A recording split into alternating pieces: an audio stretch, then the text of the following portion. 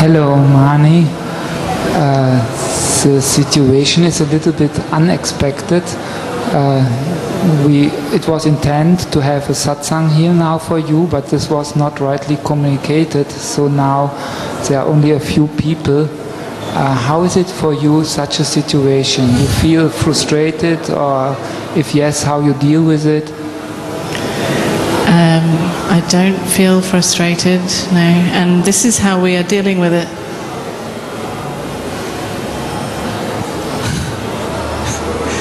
There's nothing to deal with, it's fine. It's einfach, it's easy, it's only like it is, it's just is.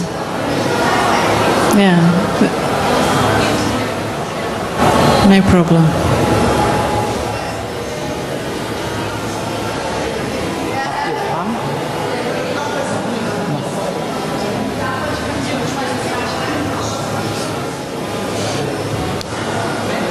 Is this always in life for you like this, that you always relax with the situation?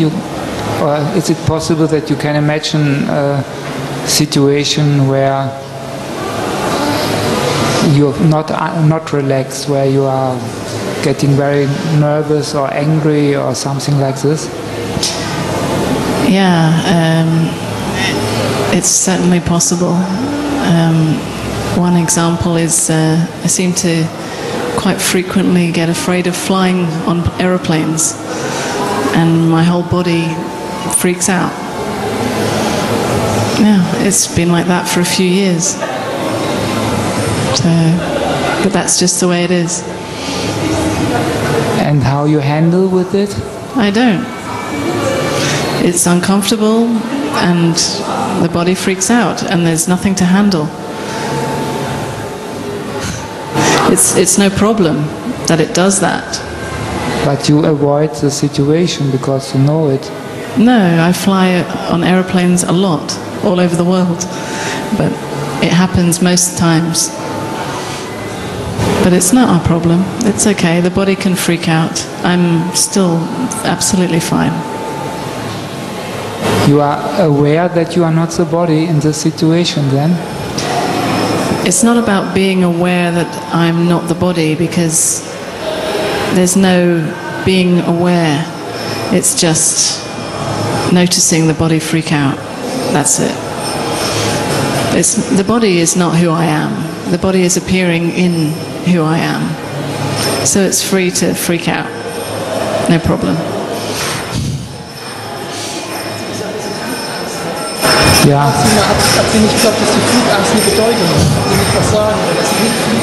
Yeah, okay, there's somebody asking in German, so I translate. If you have fear of flying, you don't have the feeling that there is a Bedeutung, meaning in it, that this is happening. Meaning? A meaning like you shouldn't fly. No. No meaning at all. It's just the body seems to carry out an old pattern of just somehow maybe remembering some old trauma, who knows, maybe. But it seems to just freak out and the reason is not important. No, not important at all. Part of the play. Yeah, yeah. This is what it does. It might be different the next time, but this is what it tends to do.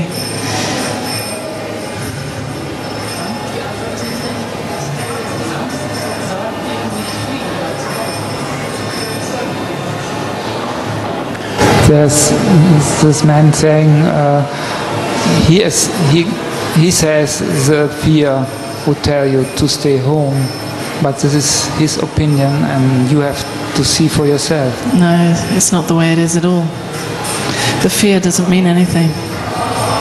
It's just the body, a physical sensation. It carries no meaning at all.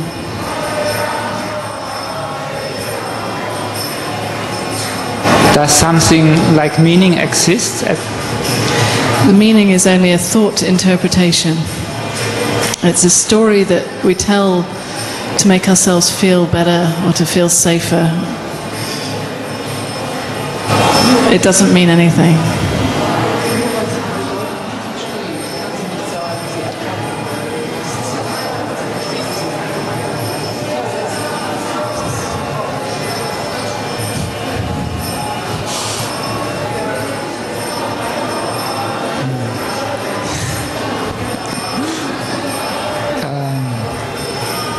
You like to tell something from your life? I heard your sister has got a child and you were very much with your sister and with the birth.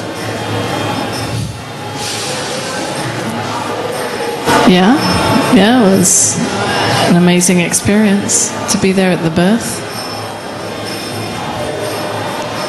to see this little baby being born and to see the vulnerability appearing. Yeah. Quite shocking that this is what happens. Even though, of course, we hear about that. We hear about babies being born all the time, but to actually be there for it, it's pretty amazing.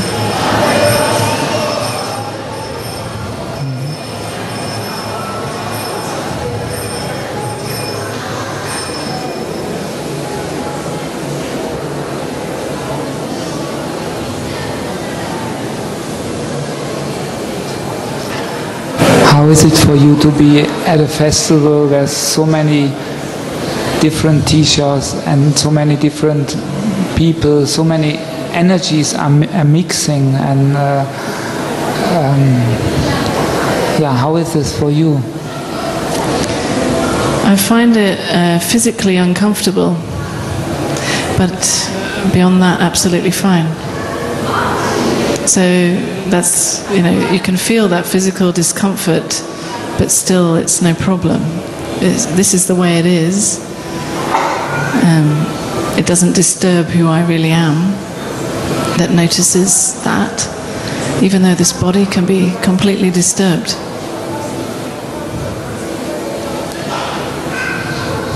You feel this with other, if you are in a crowd at any place, in the same way, or it's just at the festival here? I feel that in lots of situations, quite, yeah, I can feel the discomfort of different situations, yeah. But it's okay. Somehow, it is lived like that. And how you feel in nature? Nature can be easier, yeah, but not always.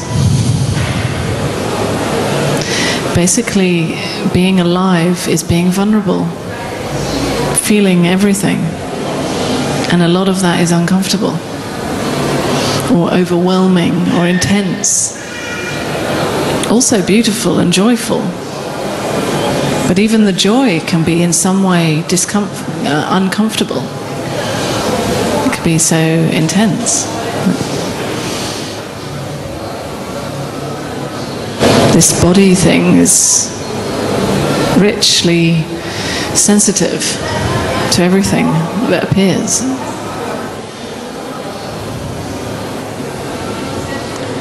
You have something like a teaching? A teaching? Yes. About what? About the people are coming to you, so, and you're asking questions, so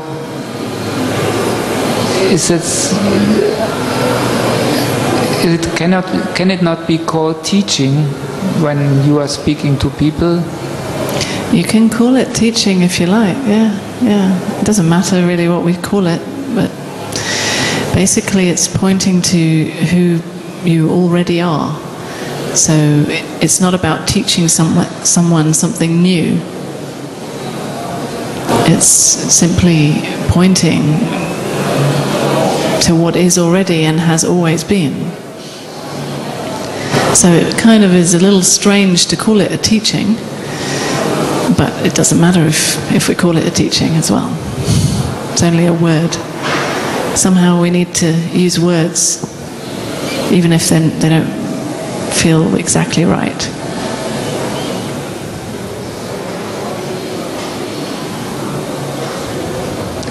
It's like the fingertip who's pointing to the moon. Yeah.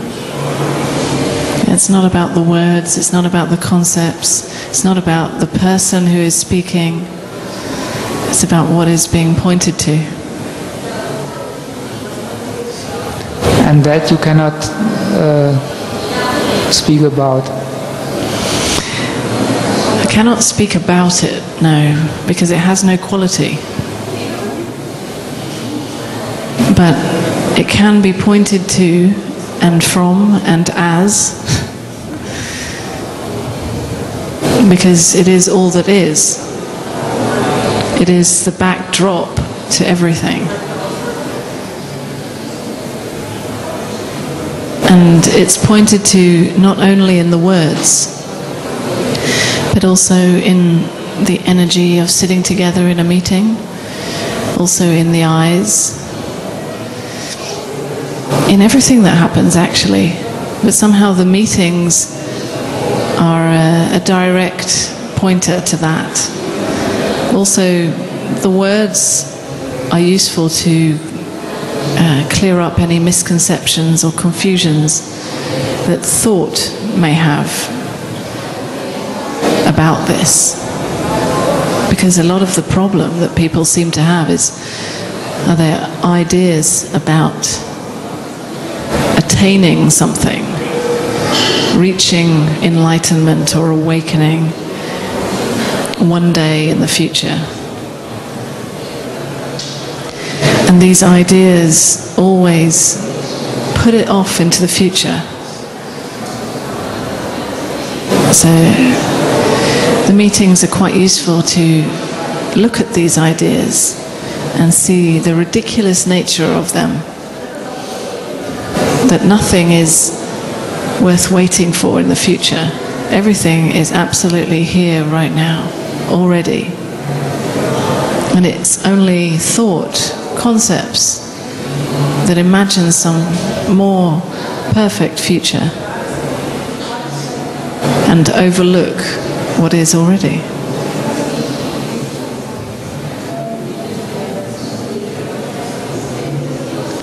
Is there need an opening to see what is right now here? Yeah. Beyond these words, right now here, because even these words can be made into a concept. You know, thought, the mind can take these words and say, okay, I'm going to try to be in the here and now.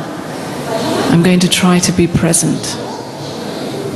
But that's not what I'm talking about at all. I'm not suggesting that you need to try to be present.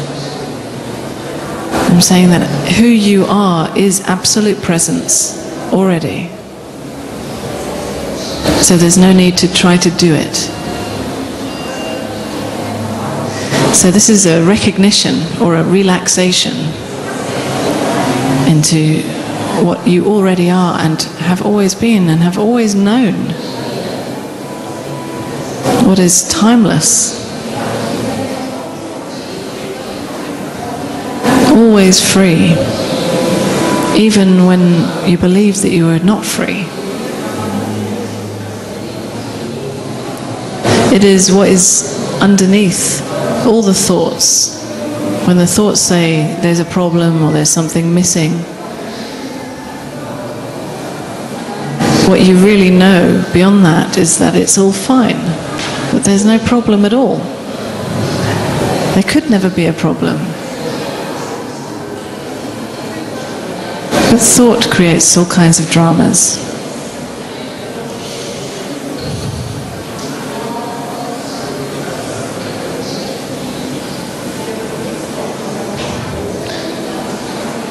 But to see what is really here is a grace. Is that? Grace. This word grace implies that somehow you should wait for something to happen, that some other heavenly force will bestow this grace onto you if you're lucky. And it's not like that. This is who you are already. You are already grace. But it doesn't help just to believe what I'm saying, because that's just another concept. So what happens in the meetings is that we investigate what is true, what you actually know right now, beyond thought. So we investigate whether these beliefs that we carry have any validity or reality to them. And if they don't, then it's about trusting what you find to be true, rather than trusting what you've heard or what you've read. Rediscovering for yourself the reality that is.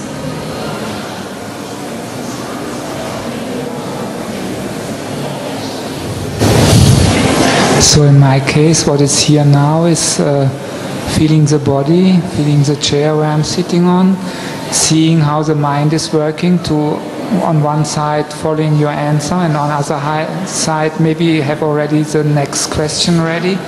So that's what's here in the moment. Yeah. And is there a problem with that?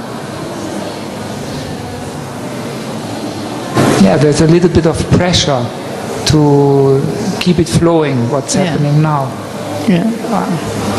And there's no problem with that. That's what's happening. It's only a problem if thought comes in and says, this is a problem, I shouldn't feel the pressure. But the pressure is fine.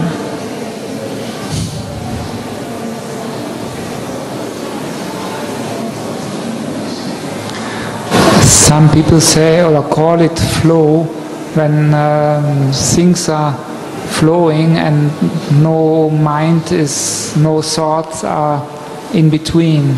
And you also use this word flow, and you could use that word, but it's not any more special when there are no thoughts. See, often we get confused and we try to still the mind so that there will be more flow. But these moments of a still mind and more flow happen naturally. There's no need to try to make them happen, or even to prefer when those moments happen. They come and they go like anything else. And I notice from my own experience and from speaking to other people that actually in not caring whether there is any flow or not, there is actually more flow.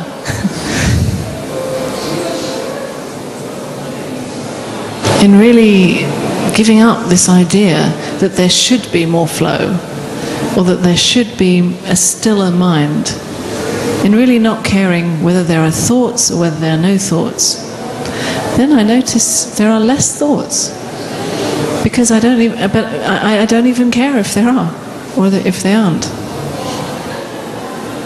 Yeah, it's the mind that is remembering when I'm in the flow, for example, when I'm working.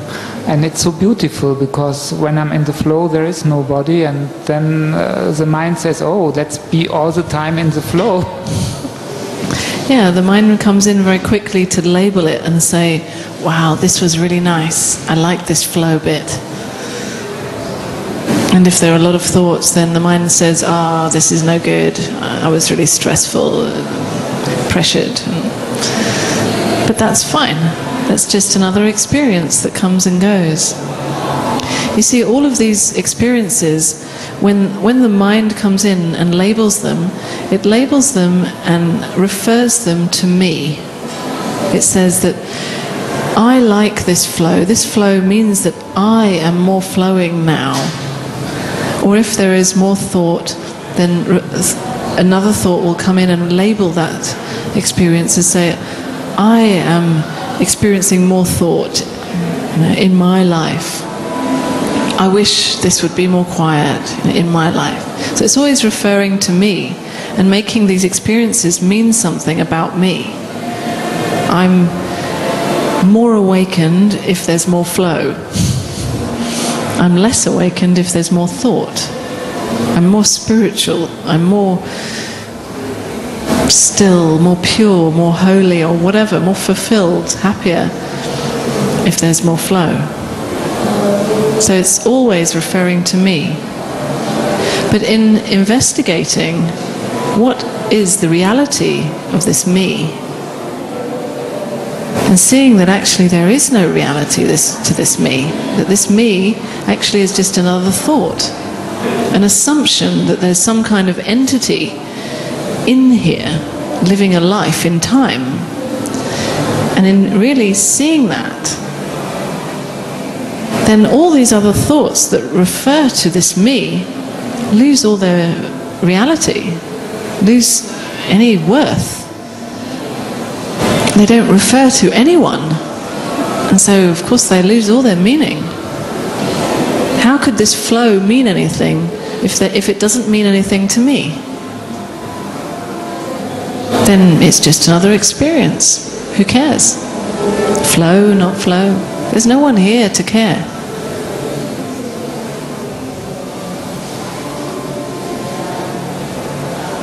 Yeah, but it's so beautiful when there's flow, when things are just happening. Yeah. Yeah. And it's stressful or painful or uncomfortable when the experience is otherwise. Yeah, but who cares? Who needs it to be more flowing? Isn't there a natural tendency to be in a nice situation, to be happy, to be relaxed? Yeah, but the pain is in chasing happiness. Really, the pain is in the idea that an uncomfortable situation or a situation with a lot of thought, that is not good enough. I need more flow. And that longing for a more flowing way, that is so painful. Actually, to experience pain or discomfort just the way it is, without any meaning, it's not so bad. You know, it's painful or it's uncomfortable, but it doesn't mean anything about me. This takes away a lot of the pain. This means that the pain or the discomfort can come and go naturally. That there's no thought holding on to it and making a drama and a story about it. And same with the flow. The flow doesn't mean anything, so it can come and go, no problem. Thoughts float in and out, no problem. Who's even checking? Who's even labeling flow, not flow? Who cares? It's only thought that would do that. I'm not thought. There is no one here.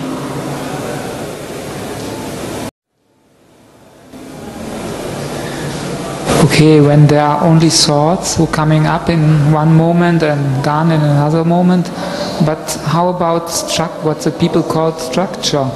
Structure? Yes, or conditioning, or for example, just some minutes ago I thought I had the idea to have lost an important tape, so I just felt uncomfortable because I have the conditioning to do the thing right, to do the thing good, to have the thing working that I'm doing. So I felt uncomfortable. Yeah. So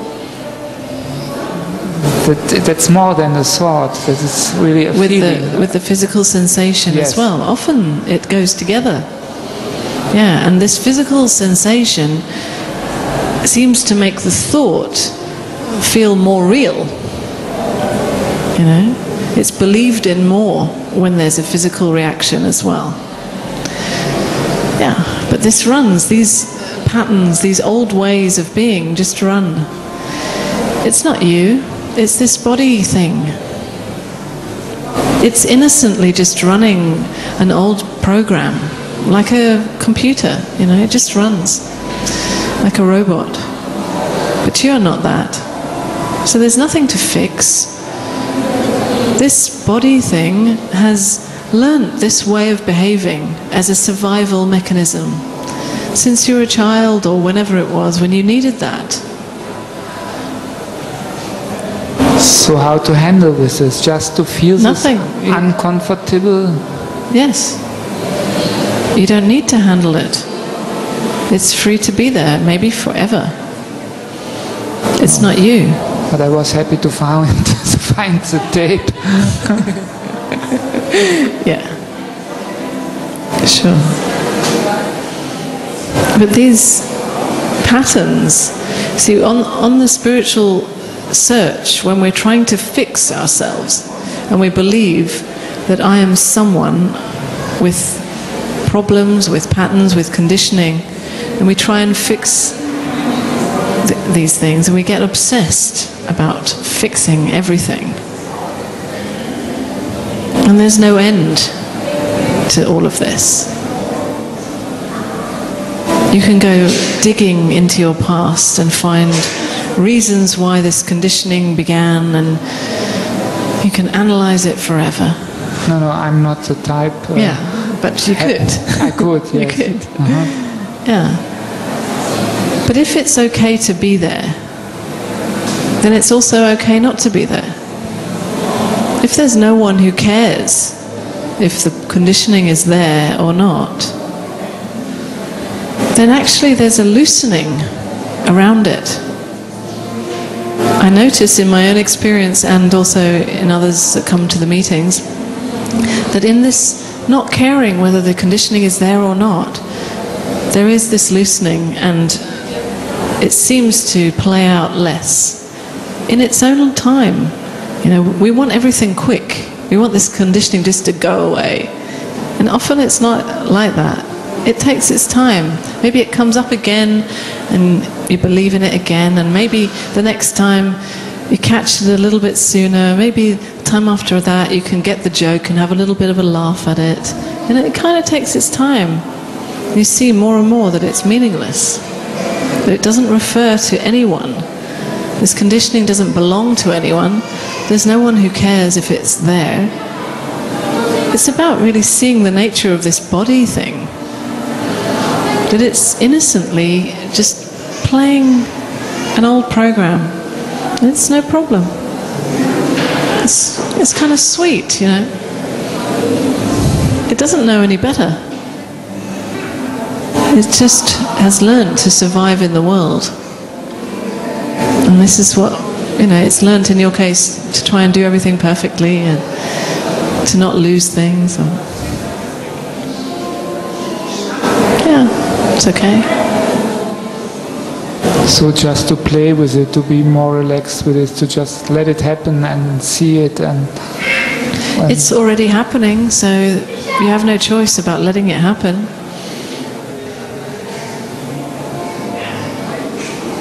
You know, you watch it happen and you can see this character, you know, oh, here we go again, playing out the same pattern. Okay, no problem.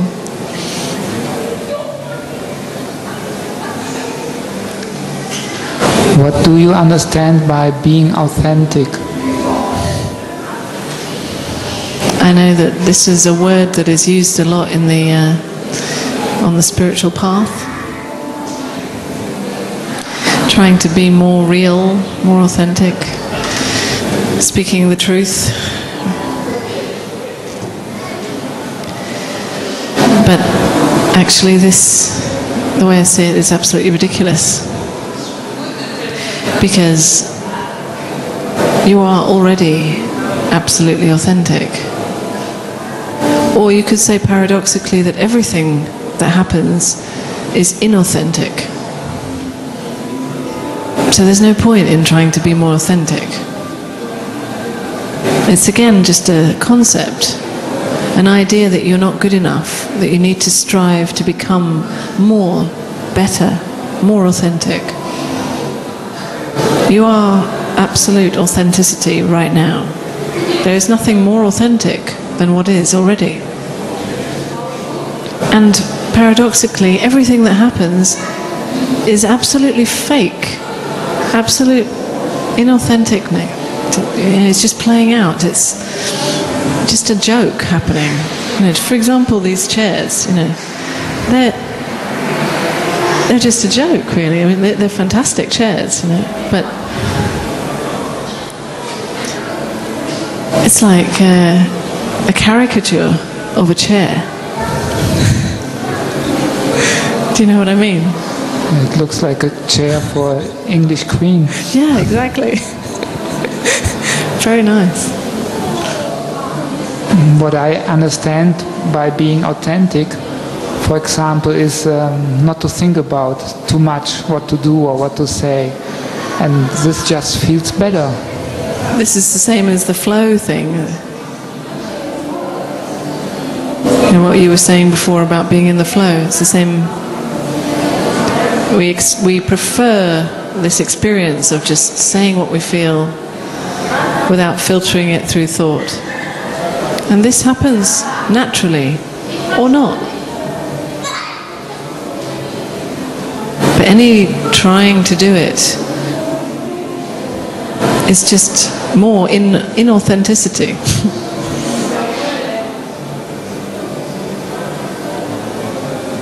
Thought, trying, pushing, forcing. There's no need. It is already all that you ever want it to be. So really it's about seeing these ideas, whether they are spiritual ideas or old conditioning, seeing these concepts and beliefs for what they are.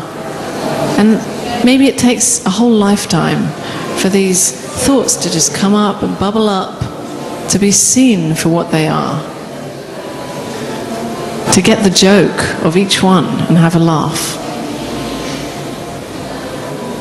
The joke is to have the feeling to be different, or just to want to be different. That's a joke. Yeah, that's another concept. Yeah, we can have a laugh. Yeah, look at that. That's funny, you know. There are all these ideas are based in the idea of me. You know, I want to be different. I want to be original. Who? Or I have a problem. Who? If you see that the root of it all, this me, is ridiculous, it has no basis, no reality, then all of these ideas about me, we can start to laugh at them, get the joke of them. And they seem to just pop, you know, just disappear.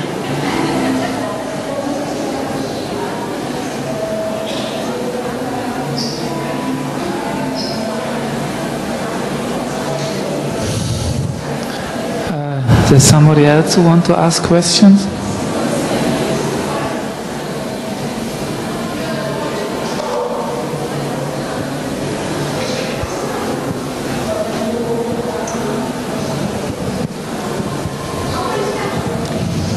I don't speak English very well, but I try. Okay. Yeah. What is about the death of the ego? I can't hear you. What is about the death of the ego? If the ego is dying, because there's still such a fear in me, and I go deeper, and fear goes away, and fear comes again. It's like I will completely die. Yes. Yeah, but what will be left then? Nothing. So why should I do that? I mean, you can't do it. You can't do it, because who are you? There's still a feeling like there is someone. Okay, well, examine this feeling. What is this feeling?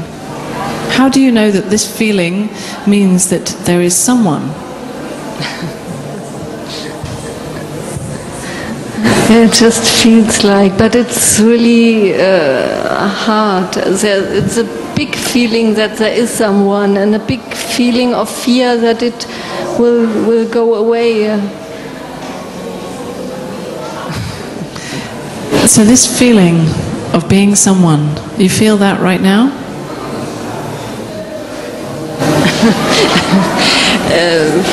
I don't know.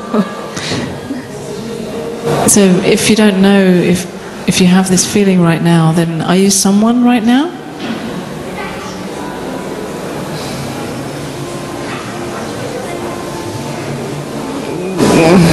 I don't know. I mean, I had to think. Yeah, I'm not asking you to think.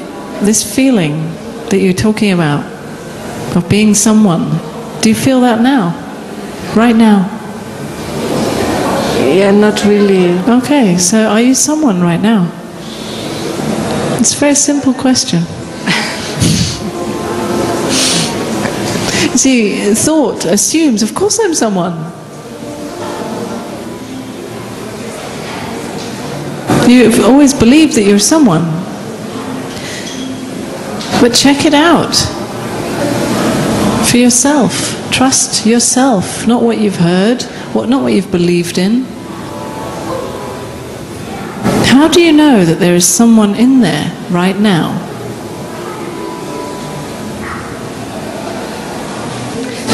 Usually it's just... Usually is not the point. Okay. How do you know right now that there is someone in there? No, actually there's just feeling, just how to say, Wahrnehmung, awareness, yes. So there's what do you mean by awareness? Awareness about just everything I feel here. Yeah, so there's an awareness of this situation now, the sounds, what is visually seen, yeah? Yes. Yeah. But actually, there isn't someone. There's an awareness of it.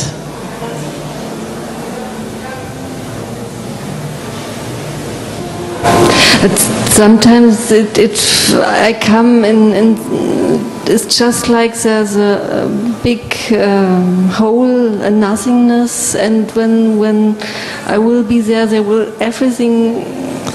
Yeah, so thought imagines, the mind creates this imaginary future death, and that's very frightening. I'm not talking about an imaginary future death. I'm talking about death right now.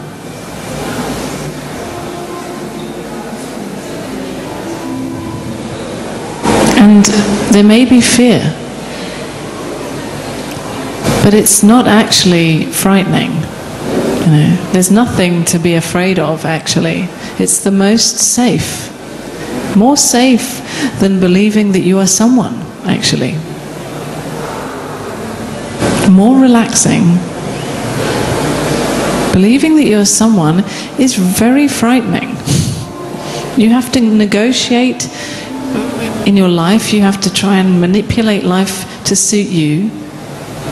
Recognizing that there is no one here actually is the safest.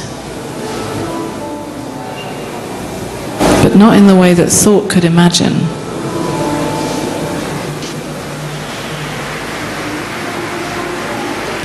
See, thought imagines that you are someone living a life and that one day in the future you will die. And that's frightening. What I'm saying is that actually you are not someone living a life. You are, in fact, already dead. Thought doesn't really understand what that means. What do you mean? I'm alive. You know, I have a body that's alive. I'm not talking about the body. The body, yes, appears to be alive. I'm talking about who you are, that doesn't live a separate life in time. That is just a belief. Who you are is that awareness of it all. And that is timeless. doesn't live a life, and therefore is already only death.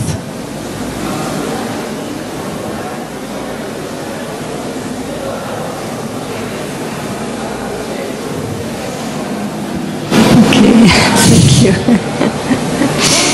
Okay.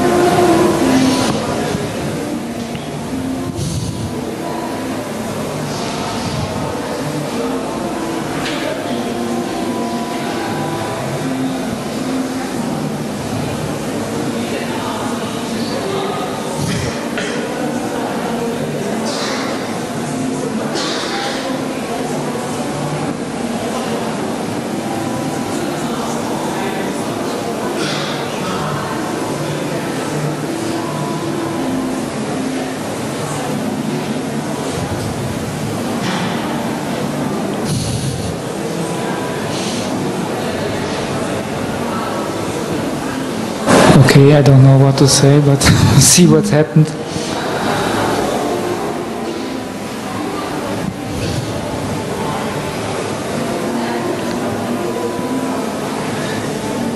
Yeah, I understand everything what you're saying in a way with the head, and I think it's going through, it's going deeper, but there's still the feeling that I have to do something, or that I have to be a little bit different, or yeah, that's not perfect at the moment. Yeah, so thought will always come up with a problem. Thought will always say this situation is not quite perfect. Something will always be a little bit uncomfortable. This is the nature of this body, to always feel a little bit uncomfortable, to have a bit of backache or not so comfortable, or the sounds are a little bit annoying, or anything. Thought will say, "Oh, I don't like this. I want this to be different." But beyond these thoughts, even if it's really uncomfortable physically, even if the mind is really busy, beyond all of this, there is no problem. Who you are is simply noticing thought, saying, "I wish this was a little bit more perfect." Who you are is noticing the feeling of discomfort. There's a thought, okay, everything is perfect, but I cannot see this, because if I could see it, it would be different, because now it is like every time. There's nothing special now, so there's nothing deeper than usually, so it's not perfect because of that. If you could see, I didn't really understand what you meant. I didn't really understand what you meant. I mean, okay, my mind can accept the situation is perfect. Yeah. But there is a thought, okay, the situation is perfect, but I cannot feel or see it deep enough, or I'm not aware deep enough that it's perfect. To feel this perfection. Yeah. Yeah, so the mind has an idea of what this feeling of perfection would feel like. Yeah.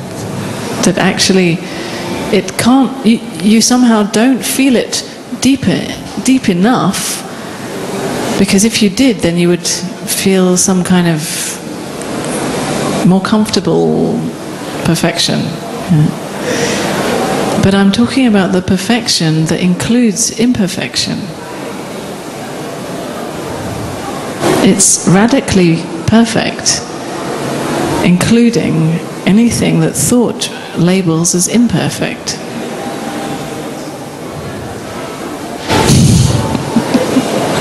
So thought can say, there's this problem, there's this problem, there's this pain, there's this discomfort, and that's perfect. I'm talking about the whole spectrum of what happens, not just the good stuff, not just the comfortable stuff, even the discomfort, even thought, emotion. This is all included and all perfect. Maybe this word perfect is a little confusing because we have an idea of what this might be like.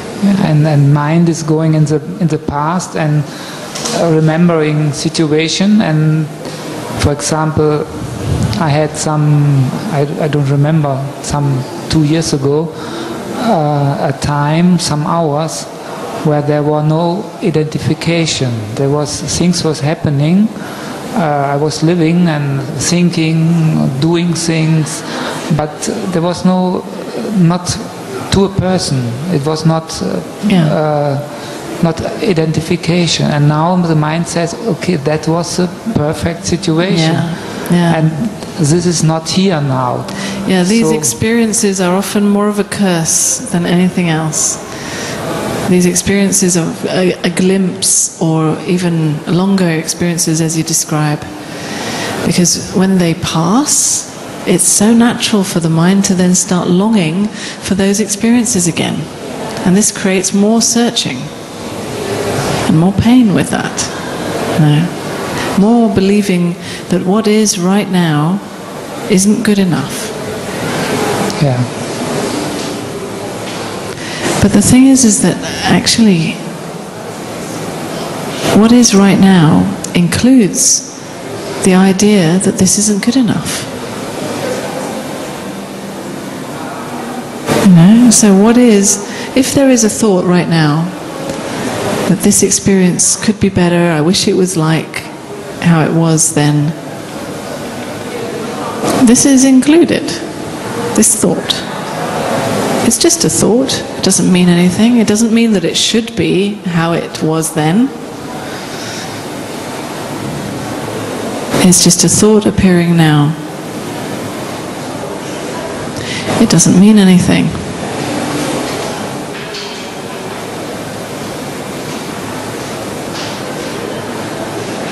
So really what we're talking about is love. We're talking about unconditional love. Unconditional. So it doesn't exclude thought. It doesn't exclude pain or discomfort or suffering of any kind. Unconditional love loves everything unconditionally. Everything that appears, that is already loved right now, unconditionally. Because it is appearing. It is already perfect, even if there is a thought that this is not perfect. That thought is perfect. So the trick is not to give them a meaning to these thoughts. Yeah, none of these thoughts mean anything. It's all life playing a game, pretending that there is some problem, pretending that it should be different or more or better.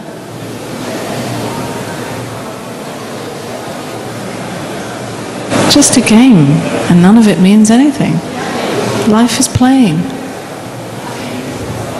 And then it's too easy. Too easy. We don't like things to be too easy, you know. Thought likes to create some problem. Can't be that easy. But it is. And in a way, that's what seems to be so difficult for so many people that are searching. Because thought complicates everything. Thought wants some big spiritual dream. And in order to get there, we need to work hard. We need to do a lot to get there. We need to have big problems that we need to overcome. And then one day we'll reach this perfect spiritual dream. But actually, it is so simple to the point where actually it could be said that it is a little disappointing for thought. You know, thought has these lofty ideas. It's going to be so great. One day when it's just all perfect, it will be blissful and just wonderful. And actually what I'm pointing to is the ordinary feeling of just sitting on this chair. It's so ordinary that thought can say, oh, how disappointing. That's not special. That's not blissful. It's just ordinary. I know that, of course. I feel this sitting on a chair. This can't be enlightenment.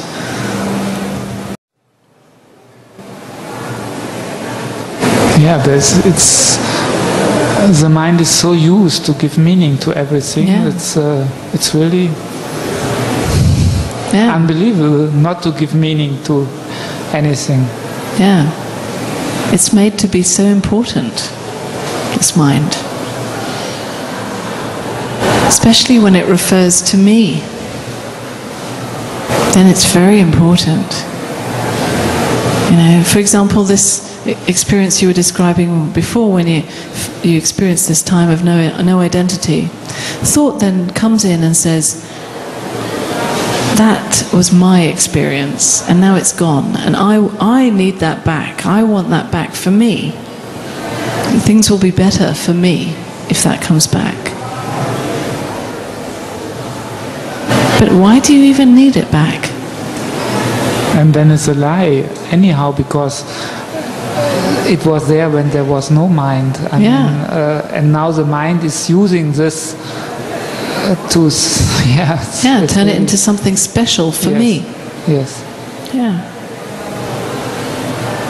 It's a joke. So all we can do is laugh, you know. Laugh at how complicated we make it. How serious. I mean, all there is really is just this simple sensation, or this sound right now. That's all there is. That's all we know. We don't know what it means. We don't know why it's happening, who it's happening to. All we know is what is happening. All that we experience is this sensation, this feeling. That's it.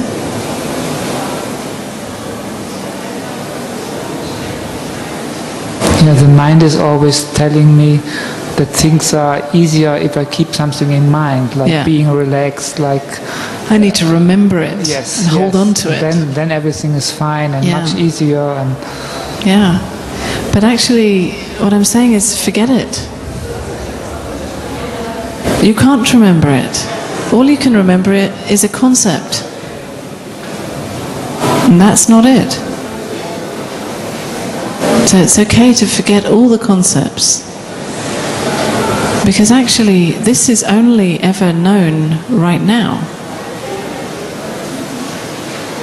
A concept is a kind of way of trying to remember the past, and then that concept is just an image of the past, a kind of flat image, meaningless image. This is only ever recognized right now, fresh,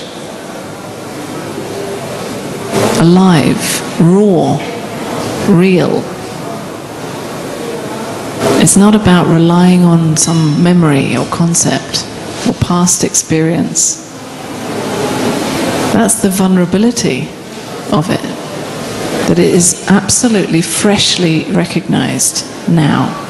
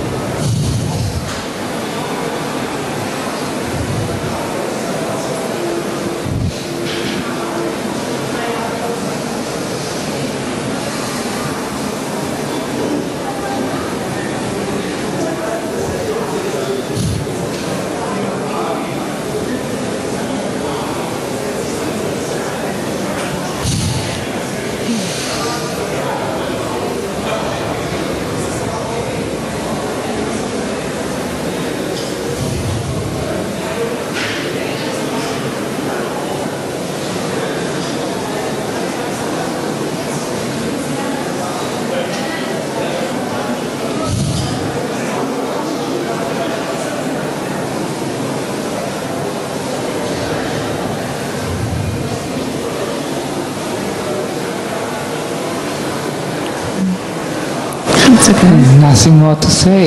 Yeah, it's fine. It's fine.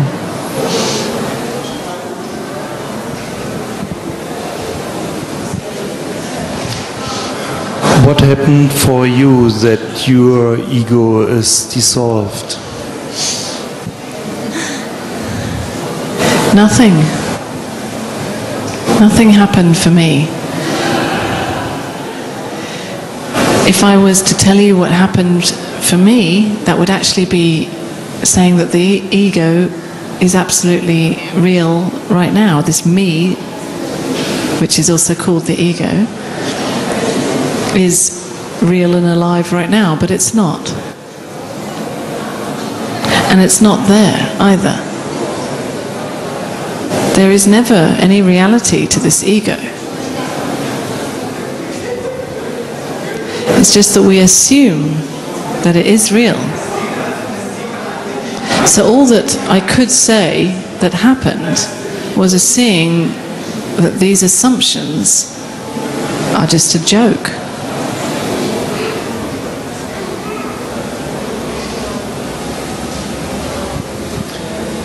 And what happened that there was the seeing, this assumption is a joke? There was an investigation. An investigation into what is true. You know?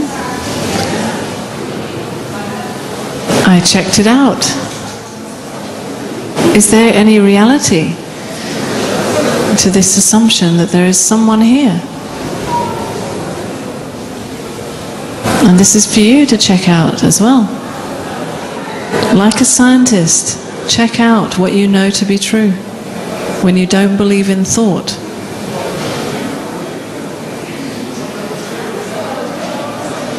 And if you don't believe in thought, you see that the reality is that there's just sitting here, looking, sounds, sensations. That's it. Ego? What's that?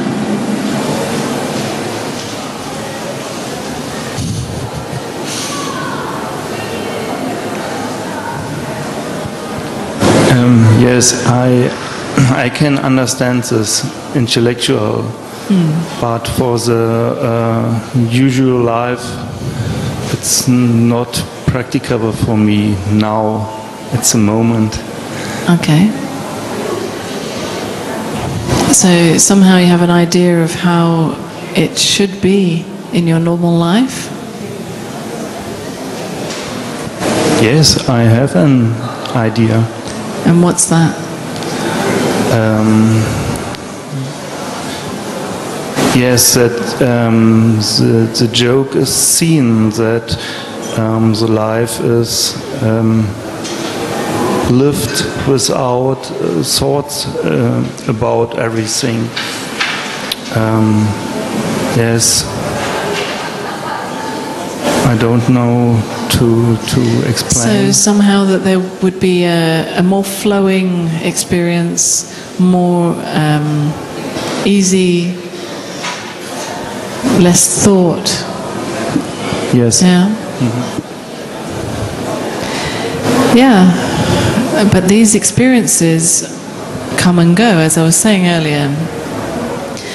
And this idea that it's not perfect right now as it is, including all the stress and the thought and the discomfort. That idea creates more stress, more searching, waiting for one day when it will be perfect.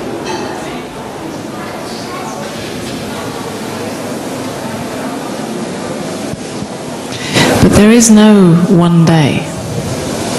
There is no future.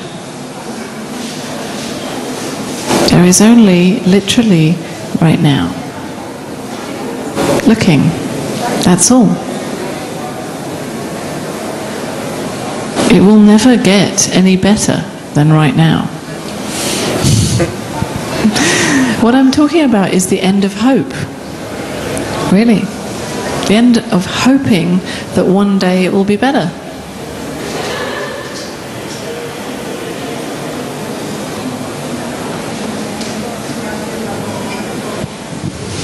Yes, thank you. Thank you.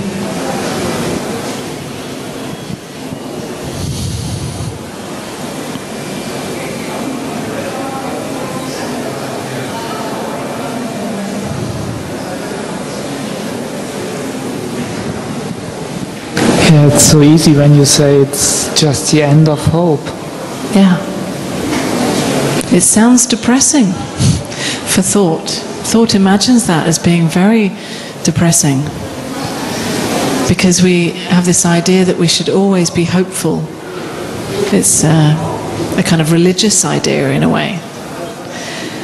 But actually, hope creates so much pain and longing. And hope carries with it the idea that what is right now isn't good enough.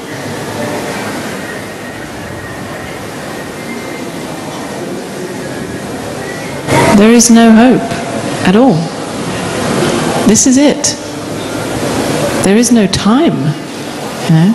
So seeing that there is no time, you actually see that there's no hope. It goes together. If there is no future, what is there to hope for?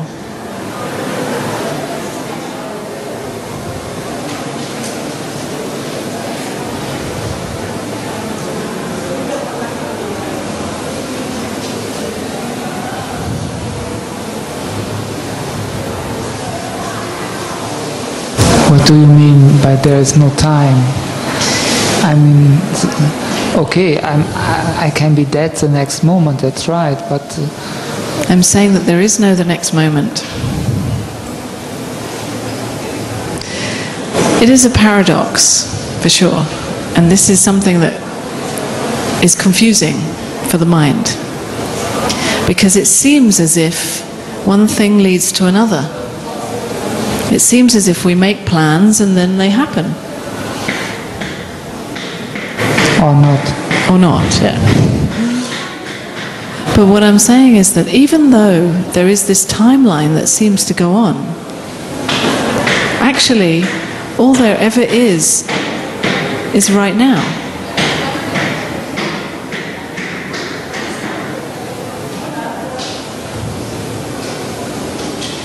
It's a crazy paradox that doesn't make sense. But this horizontal timeline with an imagined or remembered past and imagined future are a construct, a thought, imagination.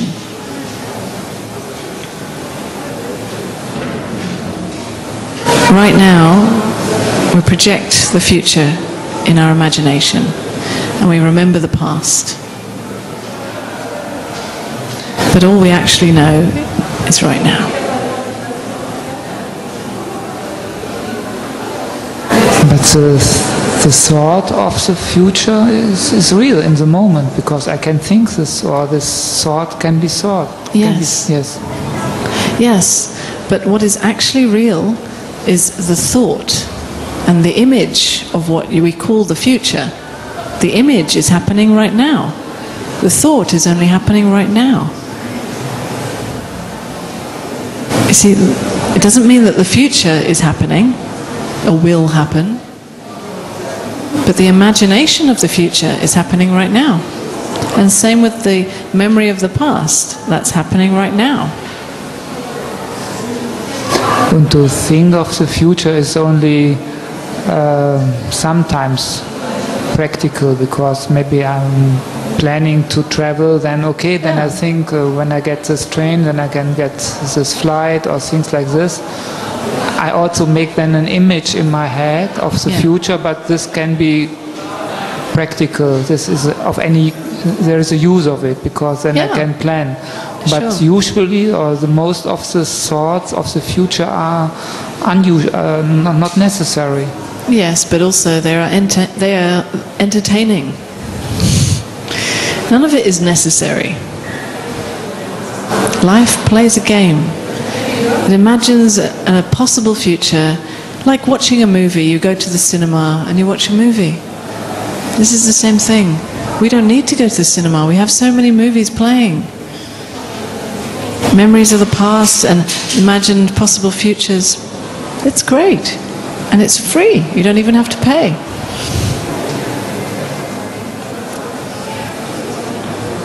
if we make it a problem and we say we should never imagine the future, then this becomes this problem and we have to try to stop it every time. Hard work. That's not necessary. Just seeing the nature of it, seeing that it doesn't actually mean anything. That even if there is an imagination of the future, this imagination of the future is happening now. It never disturbs the present. You see, if we have an idea that we need to try to always be in the moment, we need to try to always be present, then we try not to think of the future or to remember the past. But if you recognize that your true nature is always presence, and that includes any imagination of anything else, future or past or anything, then nothing is a problem. It's all welcome to be here, because it doesn't mean anything. It's just images appearing in presence. But to be with these images, or to be with one of these images, isn't it a hindrance to be in the present, just to feel what is right now? A hindrance if you imagine the future? Yeah, so if I'm thinking about the future, I cannot feel the chair where I'm sitting on. Or yeah, but you're feeling the image of the future. That is happening presently. Why do you need to feel the sensation of the chair? It has no more presence than the imagined future. Because the image of the future is not real. Yeah, but the chair is not real either. It's a sensation felt. The sensation is, but the sensation is real or not? Yeah, but what I'm saying is really that nothing is a problem. You know, the minute we make something a problem, then it's a problem for me again. I have a problem. I am someone special with a problem. And again, the whole game goes on. Then we're in the same prison. What's that? Then we are in the same prison. Yeah. The believing that I am someone, that there is a real separate identity.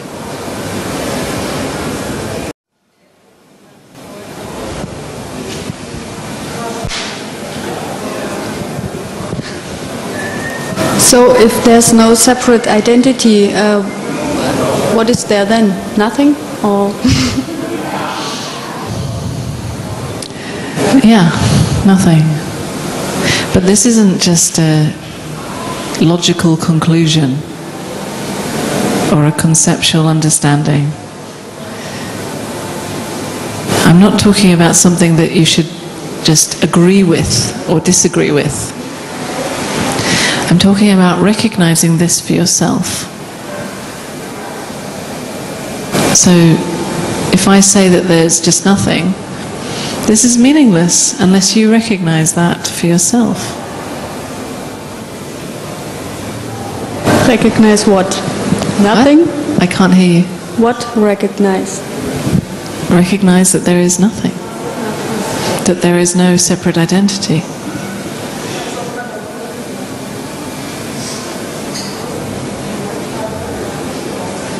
Actually, I do not get this concept of there's nothing, there's no I, there's no me. I do not get it. Yeah, it's not a concept, you see.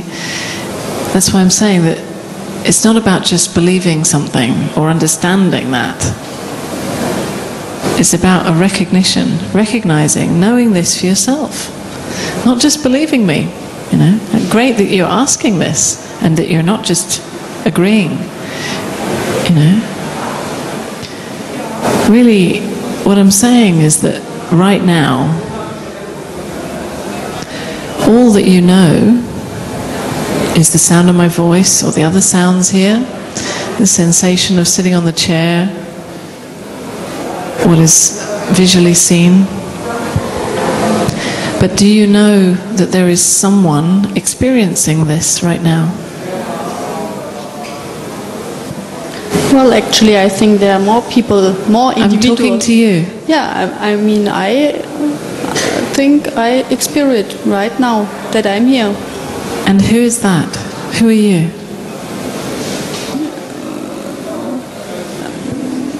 Until now I thought I'm an individual, but Yeah, so I'm questioning that. You see, we assume that we are individuals. We've been taught that our whole lives.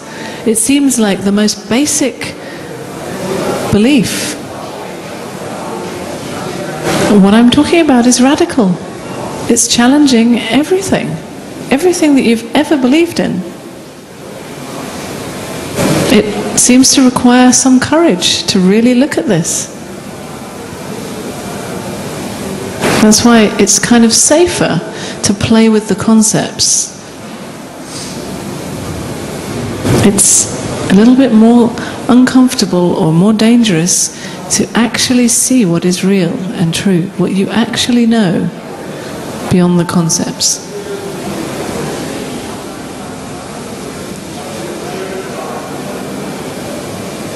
But do we agree that it's real and true that there are maybe 20 people in here, or is this That's also not important right now. That's not the point. I'm asking you whether there is someone inside there, in that, looking out. Do you find someone in there looking out right now? Sure. Who is in there? So how do you want me to describe it, or Yeah. describe in which way? Name? However you like. It's up to you. However you like. Name or the age of it, the experience the inside did, or I mean, it's a lot of possibilities how I could describe it. But So you're talking about an individual that has a name, an age, a story of your life, a history, yeah? And all of that, do you know that right now? Do you know that whole story and the history right now, literally right now? not the whole. I mean, no. No.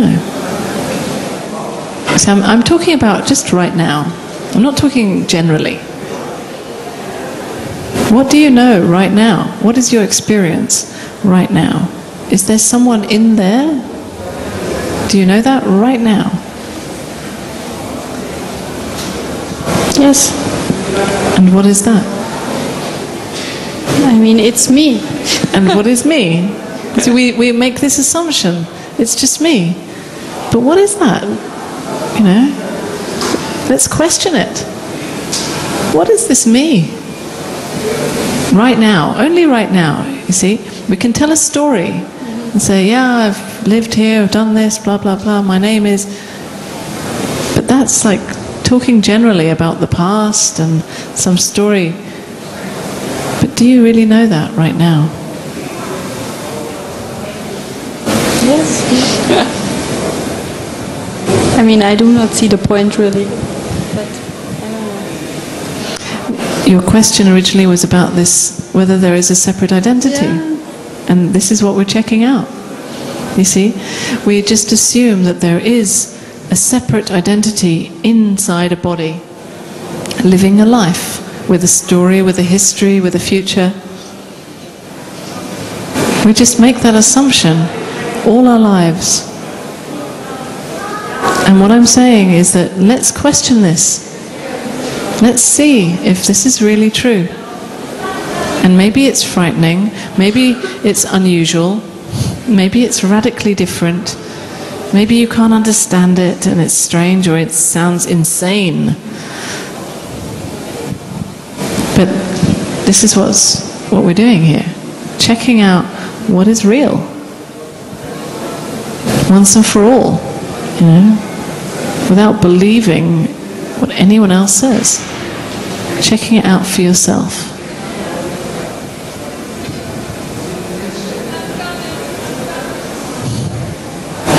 Anyway, you can check it out more in your, when you go home. See what you know, because maybe it's a little bit difficult or pressurized to sit here in front of people like that. But it's just interesting to investigate for yourself what you know to be true right now, only right now.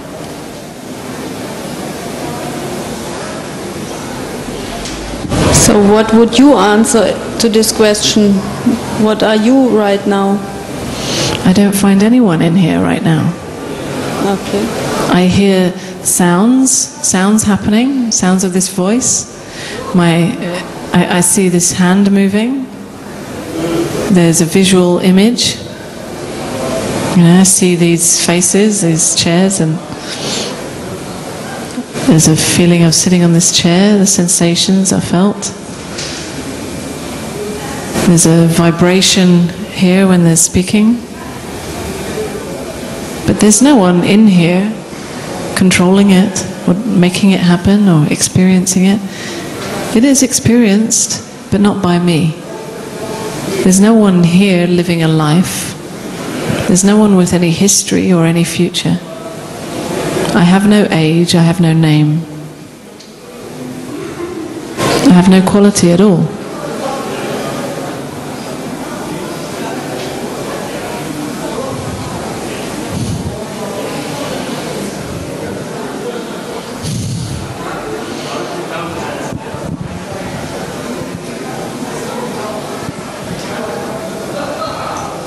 Sorry. I'd like to know how you came to that state. I didn't come anywhere. It's not a state. But what do you understand? You was before 20 years the same, or? Sorry, I can't hear you. Let's say 20 years ago, or 10 years ago. Was it? Would you say the same answer to the question she asked you right now? I've no idea. Really, I could tell you a story about what happened for me, whatever that me is. But there really is no reality to this me, and there is no history. So I'm happy to tell you a story, but really it's just a story. So just tell us the story, please. So once upon a time,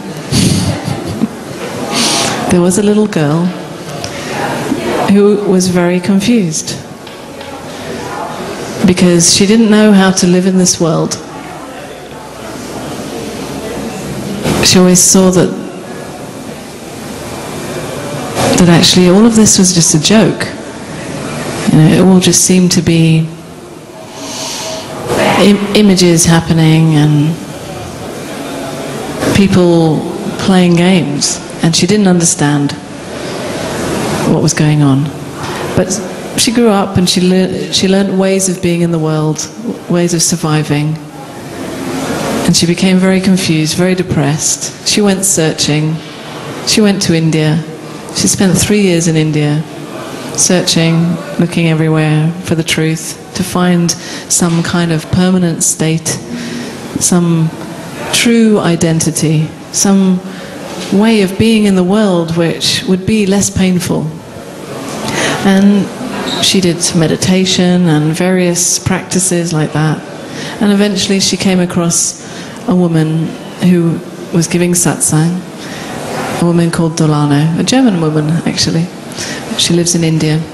And during the time that she spent with her, somehow there was a recognition, a moment of courage, of seeing that actually what has always been known is who I am. And there's nothing to search for, because this is who I am already. And you could say that the belief in time disappeared. The belief that I am someone living a separate life was no longer believed in, was seen to be a joke. And although life goes on, actually nothing happens at all. It's this crazy paradox that doesn't make sense. That nothing happens, this is absolute presence, and yet it seems that this person moves in her life. She does things and she feels things and experiences everything.